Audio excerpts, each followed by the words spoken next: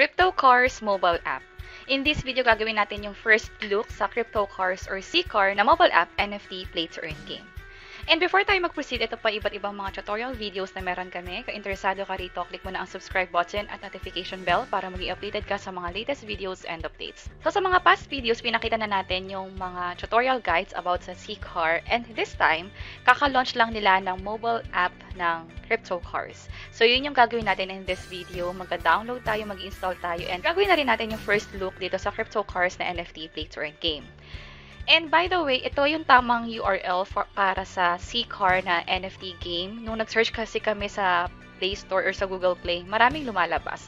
So make sure na ang developer niya is ito, and ito yung nakikita niyong logo. So dito sa phone ko, ang sinearch kong keyword is CCAR, and nagpakita siya ito. Itong pang-5. I'm not sure kung by the time natin try niya na to kung mauuna na siya or what. Pero make sure lang na tama, hindi na download yung app. Kapag naman ang sinearch ko currently is CryptoCars, hindi siya nagpapakita. Iba yung nagpapakita dito. So, ang gagawin talaga natin is CCAR yung isi-search natin.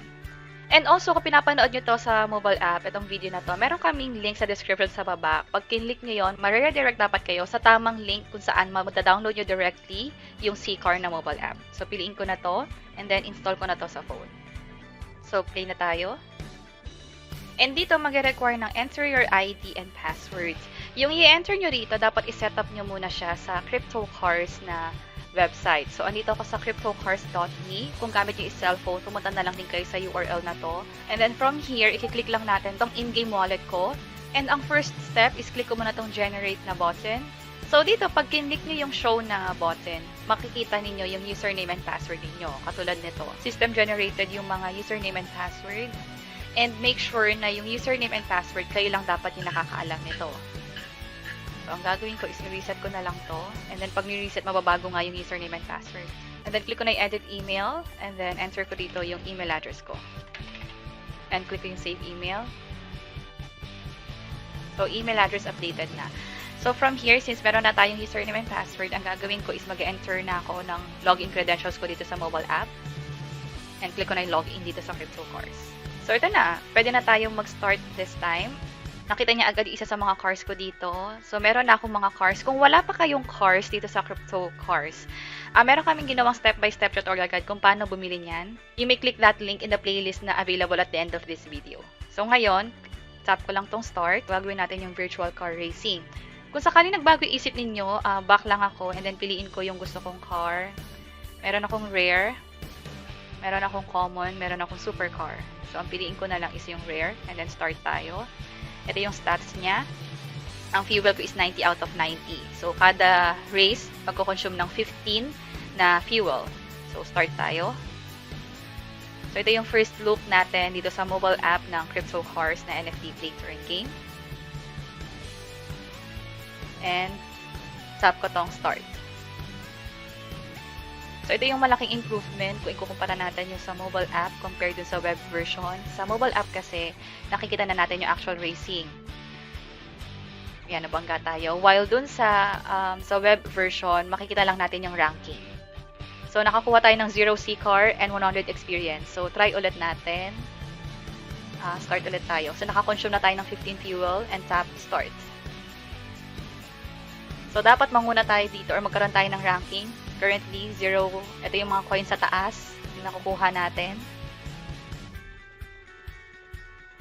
Oops. So, it looks like legit na game na talaga siya. Wala na naman ako nakuwang CCAR. Back tayo. Mag-try ulit tayo kasi may fuel pa naman. So, tap to start.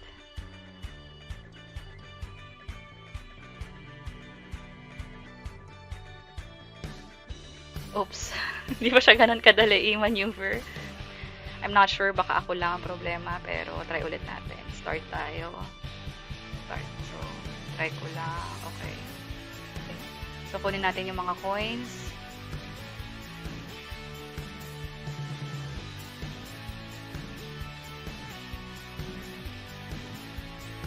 So, medyo mahaba na. Oops, nakakatakot. Nag-remove talaga sila randomly. Oops, ayan. Medyo mahaba-haba na ang nakuha natin is 18 coins and 3.5 seekers ang nakuha natin for this round. So, back tayo. Gawin na lang natin ito mabilis, ubusin ko na lahat ng fuel ko. So, yun yung kaibahan ng mga rare, common, and supercar. Mas marami yung fuel ng mas matataas na type ng cars. Yan. Medyo nasasanay na rin ako habang tumatagal. Oops. Ito na. Nakikita ko na marami ng cars ulit. Sana walang mag-move bigla. Sabi na. Okay. So, ilang seekers kaya nakuha natin for this round? 3.5 seekers ulit. 150 experience. And last fuel ko na to. So, last attempt na for this car. Start tayo. Start. Oops. Oh, no. Okay. And loading. And 3.5 C-cars. So, ang gagawin natin is nag-update ba yung nakuha nating C-car dito sa mobile app dito sa web version. So, punta tayo sa cars. And ito, yung fuel, na-consume na siya, 0 na lang talaga. So, katulad ng sinabi ko kanina, pag super car, ay pag rare car, 90 yung fuel. Unlike pag common, 60 yung fuel. Pag super car, 75. So, yun yung kaibahan ng mga rarity ng cars dito. For rewards, dito sa rewards, pag nag-scroll down tayo, makikita natin siya as PVC Mobile. So, ito yung mga Z-car na una, wala tayong nakuha. And then, ito yung mga sumunod na. So, lagi tayong third place.